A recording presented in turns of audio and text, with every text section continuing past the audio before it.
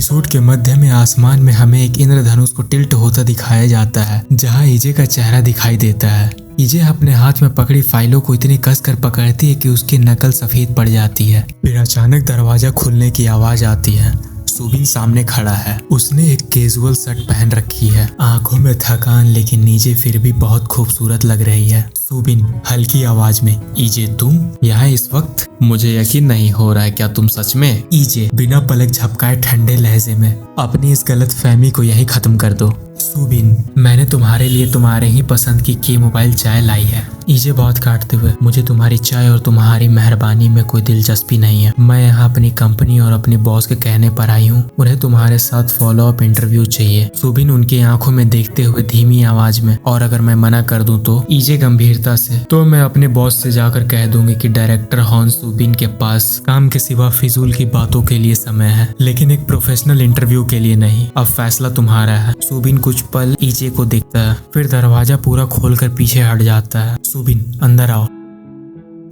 आगे के सीन में हमें चारों तरफ किताबों का ढेर दिखाया जाता है, जहां बेंच पर धूल भरी पुरानी किताबें रखी हुई है। सुबिन, बताओ इंटरव्यू में मेरे तरफ से क्या क्या कवर करना चाहते हो तुम लोग? ईजे अपनी फाइल खोलते हुए, बेसिक सवाल होंगे। तुम्हारे आने वाली फिल्म, तुम्हारा विजन और? सुबिन उसकी बात बीच में रोकते हुए, और हमारे बारे में? हमारी अधूरी स्क्रिप्ट के बारे में। अब ईजे फाइल बंद करते हुए गुस्से से बोलता, हमारे बारे में कुछ नहीं है। सुबिन, तुम यह ढोंग बंद क्यों नहीं कर देते? सुबिन, ढोंग? तुम्हें लगता है यह ढोंग है? ईजे, मैं हर दिन उस एक दिन को याद करके पछताता हूँ जब मैं तुम्हें बिना बताए अमेरिका चला गया था। मेरे पिता ने मेरा पासपोर्ट छीन लिया था, मुझे एक तरह से नजरबंद कर दिया गया था। मैंने तुम्हें ढूंढने की लाख कोशिश की। ईजे, लाख कोशिश? वाह सुबिन, क्या कहानी बनाई है। जब तुम अमेरिका में किसी मेडिकल कॉलेज और फिल्म इंडस्ट्री में काम कर रहे थे, तब तुम्हें पता है मैं कहाँ थी? अब सुबिन चुपचाप उसे देखता है। कमरे में एक तनाव सा बढ़ जाता है। ईजे, मैं सड़क पर बदहवास होकर भाग रही थी। हर आती जाती गाड़ी में तुम्हारा चेहरा ढूंढती रहती थी। मैं चिल्ला रही थी, शायद कहीं सुबिन मुझे छोड़कर ना चला जाए। मैं चिल्ला रही थी कि शायद कहीं से सुबिन आ जाए और कहे कि वह मुझे छोड़कर नहीं जा रहा। और तभी सुबिन का दिल तेजी से धड़कने लगता है। उसे अनहोनी का एहसास होता है। सुबिन, तभी क्या हुआ था ईजे? ईजे, तभी एक मोड़ पे आती हुई तेज रफ्तार कार ने मुझे टक्कर मार दी। मैं हवा में उछली और सड़क पर जा गिरी। सुबिन, क्या? जब मैं अस्पताल के आईसीयू में होश में आई तो मेरे पैर में कई फ्रैक्चर थे। डॉक्टर कह रहे थे कि शायद मैं ठीक से कभी चल भी ना पाऊं, लेकिन असली तमाशा तो अभी बाकी था। सुबिन, नहीं ईजे, प्लीज।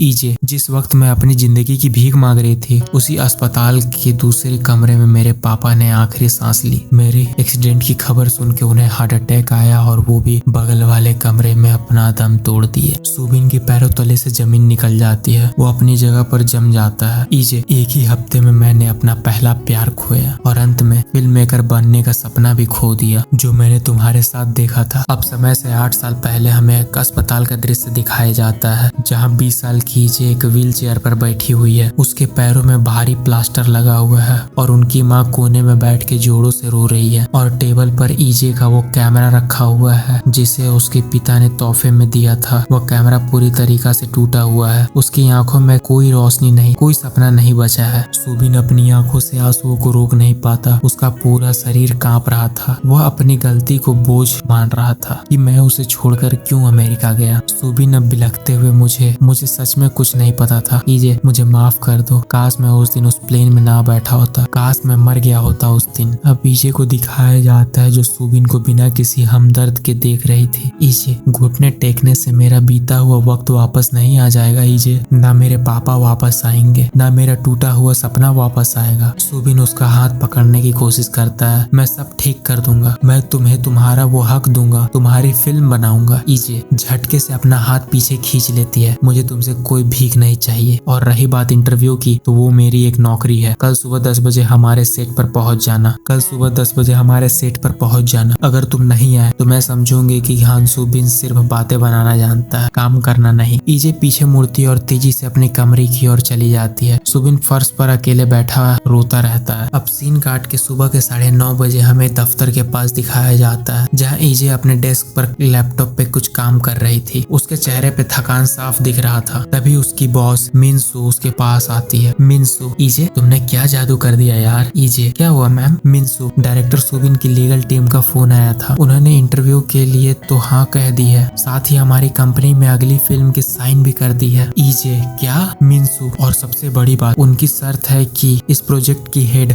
और को डायरेक्टर सिर्फ और सिर्फ तू होगी। ईजे, यह तुम्हारे करियर का सबसे बड़ा ब्रेक है, तुम दोबारा डायरेक्शन की कुर्सी पर बैठोगी। अब ईजे सुन होकर अपनी बॉस को देख रही थी। उसे समझ नहीं आता कि वो गुस्सा करे या हैरान हो। अब सीन काट के हमें सुबह के 11 बजे शूटिंग स्टेज पे दिखाया जाता है, जहाँ कैमरे में बहुत बड़ी हलचल महसूस हो रही थी। सुबिन ने कॉलर माइक लगा रखा है, वह सीधे सीधे ईजे की आंखों में देख रहा है। ईजे गहरी सांस लेती है, अपने जज्बातों को दबाती है और माइक में बोलती है, साउंड ओके, कैमरा और एक्शन। सुबिन कैमरे के लेंस में देखते हुए, लेकिन उसका हर शब्द ईजे के लिए है। अक्सर लोग मुझसे पूछते हैं कि मेरी कहानियों में इतना दर्द क्यों होता है। आज मैं जवाब देता हूँ, क्योंकि मैंने खुद के स्वार्थ के लिए किसी के सुनहरे सपनों को कुचलाया। ईजे मॉनिटर स्क्रीन पर सुबिन का चेहरा देखती है, उसके हाथ कांपने लगे। सुबिन, हम सोचते हैं कि वक्त बीतने के साथ जख्म भर जाते हैं, लेकिन सच यह है कि जख्म वही रहते हैं, बस हम दर्द के साथ जीना सीख लेते हैं। मैं यहाँ अपने फिल्म का प्रमोशन करने नहीं आया, मैं वहाँ उस इंसान से माफी मांगने आया हूँ जिसकी जिंदगी मैंने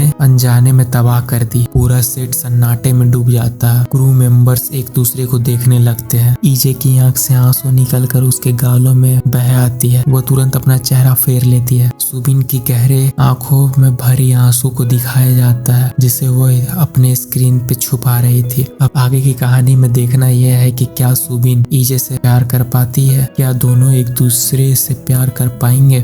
हम जानेंगे अगले एपिसोड में, बने रहिए मेरे साथ।